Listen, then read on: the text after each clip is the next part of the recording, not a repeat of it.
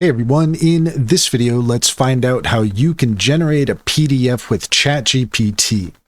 In order to do so, here we are at chatgpt.com. And what I've done here is I have given us an example to use. First off, I just asked ChatGPT to generate a short story of your choice. So here's something short that ChatGPT created, just a quick little short story. And then from there, I just said to ChatGPT, give this to me as a PDF, and ChatGPT has given that to me. So you can see here, we've got the link to download the PDF. If we click on that, then boom, there you go. That automatically gives us our PDF. And that's all there is to it. If you found this video helpful, please leave a comment and like and subscribe. And don't forget to set your notifications for more helpful tips. Also, if you take a look in the description, you'll find a link to our link tree. There you'll find our socials and our top AI recommendations, including Cintra.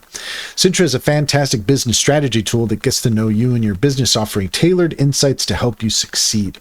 Check out our YouTube playlist all about Cintra and use our referral link to get 60% off your first month subscription. Finally, if you're interested in an online bank, check out Simply Financial.